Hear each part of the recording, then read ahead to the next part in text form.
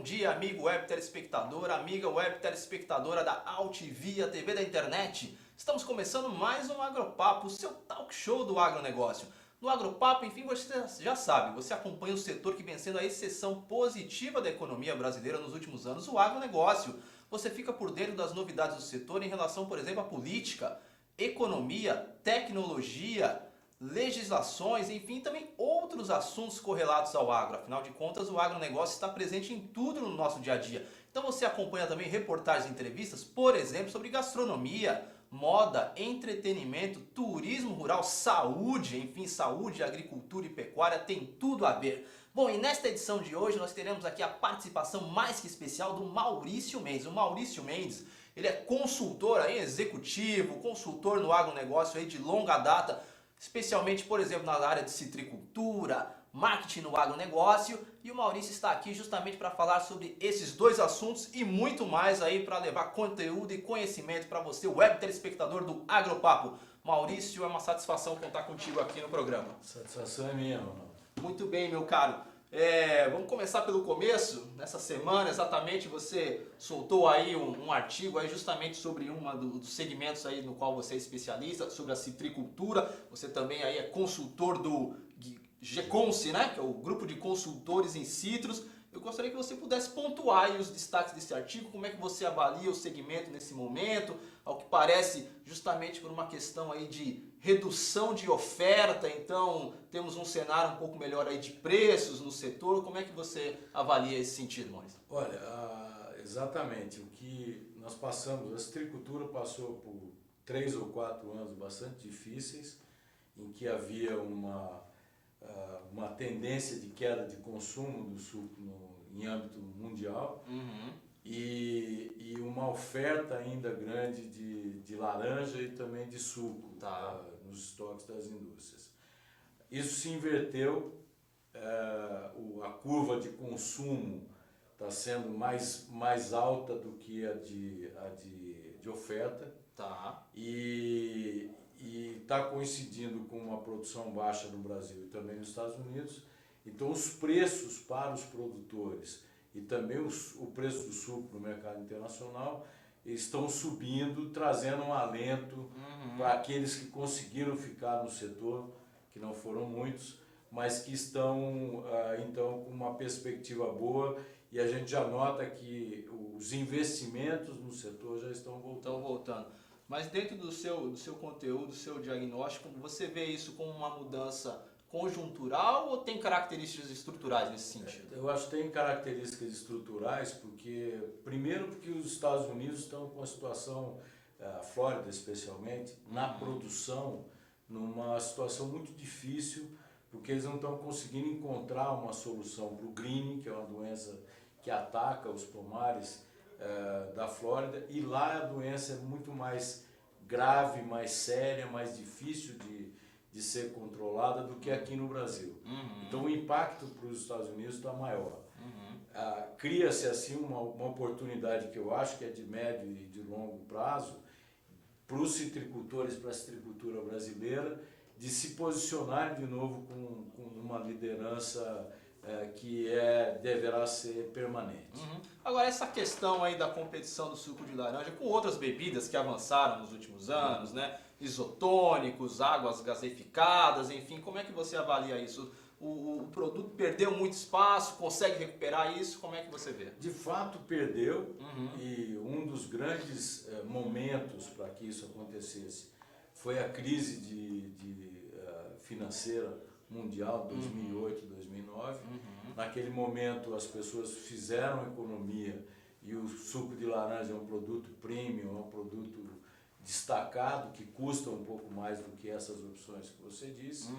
Então diminuiu um pouco sim o consumo, principalmente nos países mais desenvolvidos. Por outro lado, nos países de economia crescente, como China, Índia e o próprio Brasil, o consumo tem aumentado. Então eu acho que isso vai trazer um equilíbrio e uma situação positiva mais permanente. Tá, então vamos dizer assim que mercados emergentes estão, de certo modo, compensando a retração que teve nos mercados mais sofisticados, né? Essa compensação ainda não é total, mas ela tem tendência a crescer. E junte-se a isso a um trabalho de marketing que a própria indústria está fazendo, através da Citrus BR aqui no Brasil, mas são várias entidades associadas nesse sentido, de voltar a trazer para o mercado internacional uma situação, um posicionamento do suco de laranja para se diferenciar dessas outras bebidas que são bebidas industrializadas. Né? Buscando justamente nesse posicionamento, não é nem um novo posicionamento, é resgatar um posicionamento antigo no sentido de associar o suco à questão da saudabilidade, da saúde, né? Acho que esse é um ponto que é uma questão das duas coisas, né? Do prazer de beber um suco de laranja que é realmente prazeroso e agregado a isso um alimento de excelente qualidade. Esse artigo, Maurício, você escreveu aí dentro aí já do seu novo guarda-chuva, vamos dizer assim, que é a tua consultoria AgriPlane, né? Maurício, após muitos anos aí trabalhar em grandes empresas do setor, CEO da Informa FNP, também diretor da AgroTools, agora o Maurício está atuando aí justamente sobre o guarda-chuva da sua consultoria. Eu gostaria que você contasse um pouquinho dela, Maurício. A AgriPlane, ela é uma consultoria que eu já tinha até antes de entrar na FNP. Durante um período a gente ficou totalmente envolvidos com a FNP. Perfeito. E depois com a AgroTools, e a gente retoma essa consultoria num momento que eu acho muito especial da minha carreira e também do agronegócio, né? Onde existe uma série de tecnologias sendo trazidas e olhando para o agronegócio como uma oportunidade interessante, né? Seja de agricultura de precisão, de softwares para gestão, de monitoramento por imagens, etc. E a gente, o que faz na AgriPlane? A gente endereça toda essa tecnologia, mas trazendo de um ponto de vista de produção, de um ponto de vista prático. Perfeito. Né? De quem sempre esteve atuando em consultoria no campo e atendendo os mercados de uma forma geral.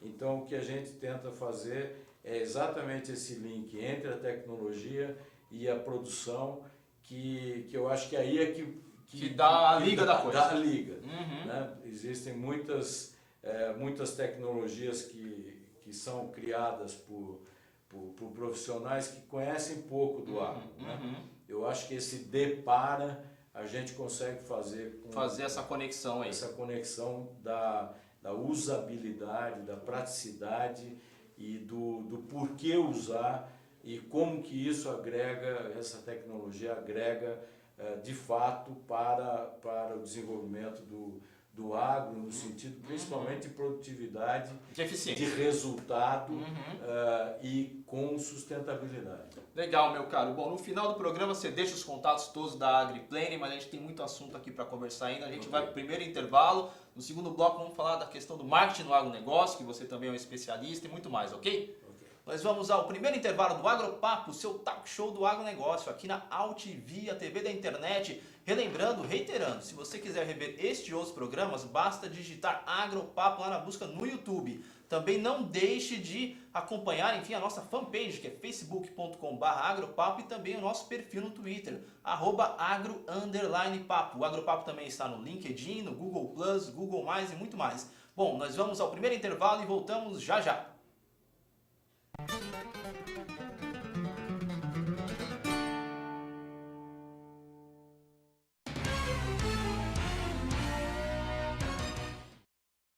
Entenda quão presente o campo está no cotidiano da cidade. Cenário Agro, revista eletrônica com reportagens, entrevistas e artigos sobre agricultura e as boas propostas para se produzir alimento, fibras e energia, com respeito ao meio ambiente e às pessoas que cultivam a terra ou consomem seus produtos. Cenário Agro, o campo no seu dia a dia.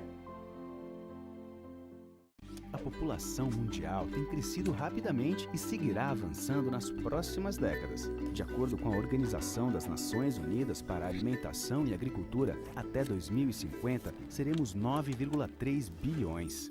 Você sabe como vamos conseguir alimentar tanta gente? Entre outros fatores, consciência e manejo integrado às modernas tecnologias. A Andef protege a agricultura brasileira e defende essa causa. Andef, acreditar é o nosso alimento. Pecuarista, dobre seu lucro na seca com Vemax Virginia Amicina. Veja o que especialistas dizem sobre esta tecnologia. E a Virginia Amicina, na verdade, tem viabilizado um sonho de mudança da rentabilidade dos pecuaristas que participam conosco. Então, acho que a Virginia Amicina é uma tecnologia que veio para ficar. Nós já temos vários clientes utilizando essa tecnologia com resultados fantásticos. Não dá para deixar de utilizar. Exija Virginia Amicina no mineral do seu rebanho. Vemax Virginia Amicina. A dose certa para produzir mais.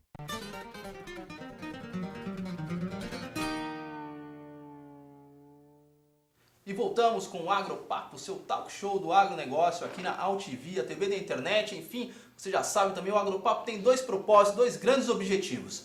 Justamente ao mesmo tempo contar para os tomadores de decisão do agronegócio quais são as tendências de consumo hoje, que vem mudando cada vez mais, transformações aí populacionais, enfim, avanço da urbanização e tudo isso, uma nova geração de consumidores ascendendo de uma maneira cada vez mais significativa, como por exemplo aí a geração dos millennials. É completamente diferente o consumo dessa geração de outras gerações. Enfim, o Agropapo tem esse objetivo, mostrar para os tomadores de decisão do agronegócio quais são as tendências de consumo e, obviamente, ao mesmo tempo, mostrar, contar quais são as especificidades, as particularidades do campo para as cidades. Bom, e neste nosso programa de hoje vamos continuando aqui essa edição especial aí sobre citricultura, marketing no agronegócio. Estamos aqui com um grande especialista nesses dois temas, Maurício Mendes. Maurício, no primeiro bloco a gente falou bem aí da questão da citricultura e você aí é um dos diretores aí de um grupo aí de consultores, o GECONSE, né? Gostaria que você pudesse contar, o grupo vem completando agora aí 20 anos, o seu papel do grupo aí dentro do universo da citricultura, meu caro.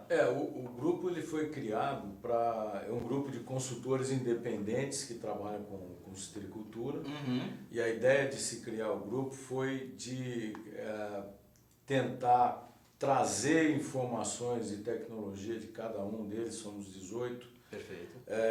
Para que a gente aprenda mutuamente uns com os outros. Então é um sistema, vamos dizer, de associativismo entre profissionais e que tem o objetivo claro de trazer tecnologia, de levar tecnologia para a citricultura. Tá. Então nós temos lá fitopatologistas, temos gente especializada em nutrição, em economia da área citrícola, e essas pessoas todas se conversam, a gente se reúne mensalmente, fazemos os fóruns técnicos e temos parceiras, empresas que têm interesse na citricultura, com quem a gente troca tanto questões técnicas como mercadológicas sobre o setor. É o primeiro grupo, acho que isso vale dizer, Sim. o primeiro grupo de consultores que se reuniu em torno de uma cultura. De uma cultura, né? Na citricultura tem mais 2 grupos, café já tem grupos, soja tem grupos, algodão tem grupo, então isso foi uma inovação que a gente trouxe aqui para a agricultura brasileira. Muito bem, meu caro. Bom, no final você também deixa aí os contatos aí do grupo do GECONSE. Claro. Agora eu quero falar contigo, explorar aí o teu conhecimento justamente na questão do marketing no agronegócio. Você, enfim, é professor aí, convidado também da SPM, agora vai estar ministrando aulas aí justamente no MBA da Exalc, né? De gestão de marketing no agronegócio, é isso, né? Exatamente. E eu queria que você pontuasse aí com a tua experiência, trajetória no segmento, no tema, como é que você avalia o marketing no agronegócio no Brasil nesse momento? Qual é o estágio que você vê? Eu acho que evoluiu bastante, o setor ainda é muito pouco representado do ponto de vista de investimento em marketing. Se a gente imaginar que nós somos responsáveis por 22% do PIB, e o que a gente investe, o setor investe em publicidade, em marketing, ainda é muito pequeno esse número, comparado a setores como varejo, indústria, etc. Mas estamos evoluindo. E o marketing, o Ronaldo, você falou aí rapidamente no início da sua fala, a gente tem que imaginar o seguinte: a agricultura e a pecuária produzem para um consumidor que está muito distante do campo. Perfeito. Né? Uhum. E esse consumidor é muito dinâmico nas suas preferências. Seus hábitos, né? Né? E mais, está mudando muito rapidamente. Uhum. Então hoje, essa geração milênio, ou mesmo gerações mais antigas, mas que estão em países mais desenvolvidos, tem uma solicitação pelo alimento que come, pela roupa que veste, etc., muito mais complexa do que foi há alguns anos atrás. Então isso quer dizer o quê? O consumidor está mais preocupado com a questão ambiental, ele está mais preocupado em como esse produto foi produzido do ponto de vista social, da questão indígena, da questão da água, do uso da água. Todas essas questões estão à frente das prateleiras quando alguém vai comprar alguma coisa. São atributos hoje fundamentais para a tomada de decisão, Exatamente. né? Que não eram antigamente, mas hoje são. Hoje são. E o campo, o produtor, precisa estar mais próximo dessas necessidades. Mas a questão não é você fazer um produto com todo o arcabouço, com toda a metodologia ambiental, porque uma trader está te pedindo, está exigindo. Né? Aquilo não deve ser uma obrigação, aquilo não deve ser, embora tenha custo, né? Mas não deve ser uma obrigação do produtor. E ele vai sentir que isso não é uma obrigação na hora que ele entender o contexto. Perfeito. Por que ele está fazendo isso. Né? Então, eu acho que o marketing do agronegócio, ele tem essa função de tentar levar o produtor um pouco mais, deixá-lo mais próximo dessa necessidade do consumidor. Né? E é o que a gente tenta fazer até no âmbito da BMRA. Sim, do qual você foi presidente também, da Associação Brasileira de Marketing Rural e Agronegócio, Maurício Mendes foi presidente lá também. Isso, e a gente então trabalha todos esses temas junto às empresas que estão ligadas ao setor, e acho que isso, nesse ponto de vista, a gente tem tido evolução. Há um desafio justamente de educação nesse sentido, né? Para os dois lados, né? De mostrar justamente para o produtor rural que importa cada vez mais o que o consumidor acha, né? E ao mesmo tempo também contar para o consumidor como é que as coisas são feitas, né? Exato. Acho que tem esse universo aí de aproximação, né? As duas coisas mesmo, porque veja o que está acontecendo hoje na questão econômica que está na mídia toda hora. Então o feijão é vilão, o arroz agora. O arroz é vilão, a batata é vilão, o tomate é vilão. Quer dizer, por que isso está acontecendo? Né? Qual é a situação do produtor? Sim. Ontem eu estive na região de Capão Bonito, aí no sul do estado de São Paulo. É um cenário triste de geada e daquilo foi queimado tudo. Teve gente ali que estava para produzir milho verde para o São João e não conseguiu, porque queimou todo o milho. Sim. Né? Então, qual é a situação que se encontra? Qual é a realidade do produtor? Né? E é preciso também o produtor entender qual é a necessidade do consumidor. Eu costumo dizer que consumidor e produtor estão nas duas extremidades dessa cadeia, e embora sejam os dois principais atores. A gente, comunicadores do agronegócio, e aí você também representa bem esse setor, precisa encontrar mecanismo de aproximar esses dois setores um pouco mais, né? Para um entender o outro. Entendendo, e nós estamos na era do entendimento, da comunicação, né? Entendendo esses dois segmentos, eles vão conseguir produzir coisas melhores do que a gente tem feito. Diminuir as assimetrias, né, entre os personagens. Me conta uma coisa, Moisés, a gente explorou essa questão do marketing aí, produtor-consumidor no âmbito, vamos dizer assim, mais doméstico, conceitual. Agora, como é que você avalia justamente o marketing do produto agrícola brasileiro em relação ao exterior? Nós somos, obviamente, grandes produtores de commodities, somos reconhecidos na no mundo, no planeta, justamente nesse sentido, mas a gente tem um desafio justamente de trabalhar esse produto agrícola de uma maneira, de um valor adicionado maior e também mostrar isso, tipo, construindo uma marca Brasil no mundo, né? Falta isso, né? Inclusive nessa gestão da BMRA, cujo presidente agora é o Jorge Espanha, que é CEO da Merial, nós temos conversado sobre isso e eu acho que essa marca Brasil precisava ser mais bem trabalhada.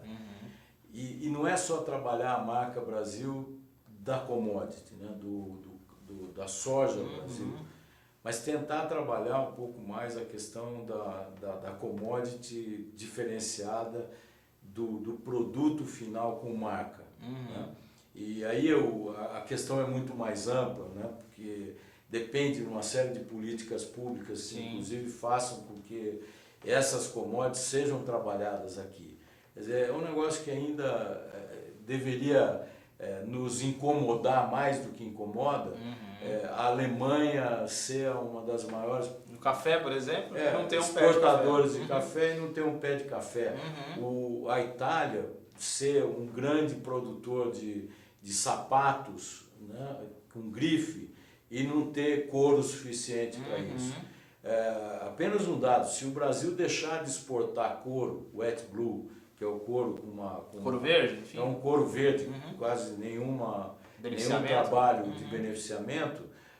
Se o Brasil deixar de exportar couro, não se produz banco de couro no mundo, na Alemanha, por exemplo, e nem sapato na Itália.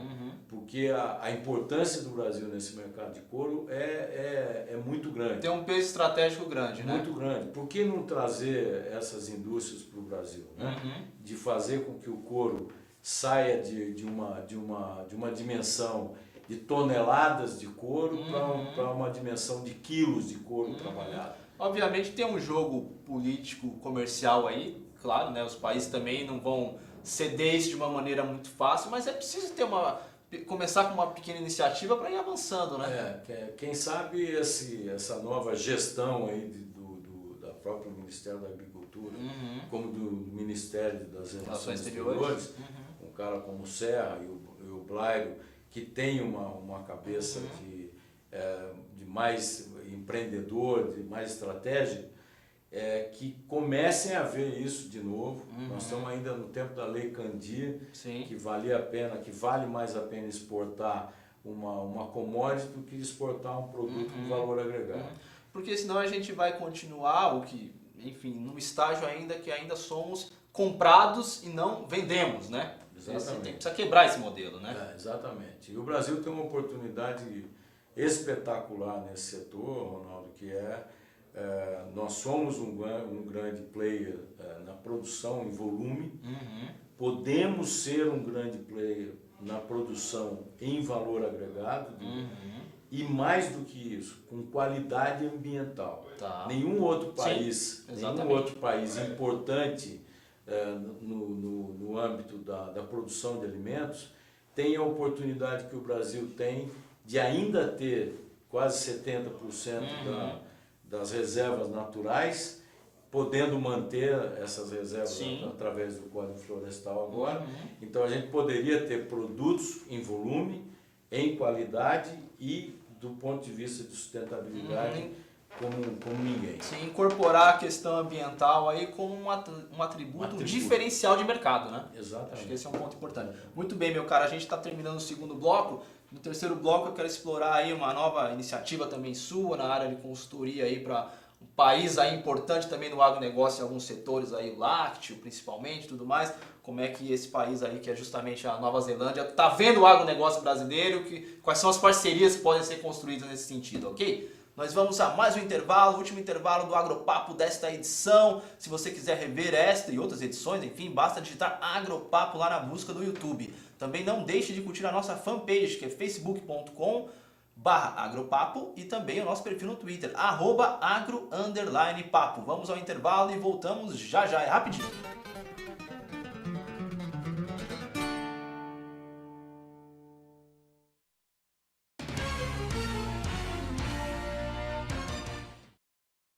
Entenda quão presente o campo está no cotidiano da cidade. Cenário Agro. revista eletrônica com reportagens, entrevistas e artigos sobre agricultura e as boas propostas para se produzir alimento, fibras e energia, com respeito ao meio ambiente e às pessoas que cultivam a terra ou consomem seus produtos. Cenário Agro, o campo no seu dia a dia. A população mundial tem crescido rapidamente e seguirá avançando nas próximas décadas. De acordo com a Organização das Nações Unidas para a Alimentação e Agricultura, até 2050 seremos 9,3 bilhões. Você sabe como vamos conseguir alimentar tanta gente? Entre outros fatores, consciência e manejo integrado às modernas tecnologias. A Andef protege a agricultura brasileira e defende essa causa. Andef, acreditar é o nosso alimento. Pecuarista, dobre seu lucro na seca com Vemax Virginia Amicina. Veja o que especialistas dizem sobre esta tecnologia.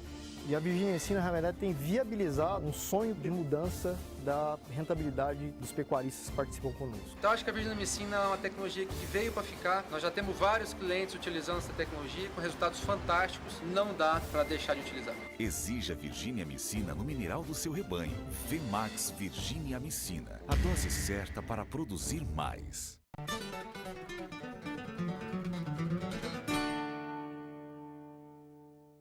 E voltamos com o Agropapo, seu talk show do agronegócio aqui na Altivia TV da internet, nesta edição especial aí sobre citricultura, marketing no agronegócio, com um dos principais aí especialistas, referência nesses dois temas aqui no Brasil, justamente o Maurício Mendes. Maurício, agora nesse terceiro e último bloco eu quero que você possa falar também de uma nova iniciativa tua aí, você está atuando aí, vamos dizer assim, na área de consultoria do agronegócio aí para as empresas aí da Nova Zelândia aqui no Brasil. Conta isso daí pra gente, a Nova Zelândia, o que o país tem a ensinar ao nosso agronegócio e também o que eles estão de olho aqui. Olha, a Nova Zelândia tem, primeiro que ela tem uma estrutura, um modelo de negócio para os consulados que já é diferenciado. Né? E é natural em países que são relativamente pequenos tentarem se diferenciar em algumas questões. Uma delas é essa que a gente tá participando. A Nova Zelândia ela tem alguns consulados do mundo, as principais cidades do mundo, como São Paulo, na América do Sul tem São Paulo e Santiago, mas eles têm Nova York, tem Londres, Tóquio, etc. Uma estrutura empresarial ao lado, junto do consulado, para atender as empresas da Nova Zelândia que querem ir para esses países. Tá, uma espécie de adidos agrícolas? Mas não são só agrícolas, tá. São adidos de negócio. Tá. Uma inteligência comercial. Né? Inteligência comercial em todos os setores. Então eles têm uma figura chamada beachheads, que são consultores, né? Uma espécie de conselheiros, consultores, um em cada setor importante naquele país. Então aqui no Brasil tem um consultor para telecomunicações, tem um advogado para a área de tarifas, que é bem complicada, bem complexa, tem uma pessoa na área de construção civil, tem uma pessoa na área industrial e tem uma pessoa na área de agribusiness. Perfeito. Foi para isso que eles me convidaram. Então o que a gente faz, o que esse time faz? Quando alguma empresa da Nova Zelândia quer vir para o Brasil, se for na área de agronegócio, então eles me chamam e a gente ajuda essa empresa a entender o cenário brasileiro. Faz a articulação nesse sentido. Como é que funciona a distribuição do produto, quem são os principais concorrentes, como que ele deveria entrar, quais são os canais de distribuição que ele deveria atingir, que o Brasil tem uma complexidade totalmente diferente da Nova Zelândia. Sim. E o que as empresas estão de olho? Quais são os negócios que estão, vamos dizer assim, acontecendo aí entre o agronegócio brasileiro e Nova Zelândia? Olha, eles são muito eficientes em alguns temas, em alguns segmentos. O primeiro é em lácteos, como você disse. A Fonterra, que é uma cooperativa da Nova Zelândia, é a principal produtora de leite do mundo, individualmente. Ela é, por exemplo, aqui no Brasil, parceira da Nestlé na DPA. Por aí você vê o peso dela. Então, tudo nessa área de laticínios, eles são muito bons na produção de leite. A segunda área é na área de software. Então, eles têm softwares muito interessantes para o setor agrícola, envolvendo, inclusive, a área ambiental. Então, eles têm um sistema, por exemplo, para medir a pegada de carbono que uma determinada atividade agrícola tem, para apresentar isso para o consumidor final lá na Europa. Tá? Eles têm uma série de áreas também na área de automação, empresas na área de automação de frigoríficos. Perfeito. Tá? Com a parte de robótica. Tem também algumas empresas no setor de saúde animal, tá?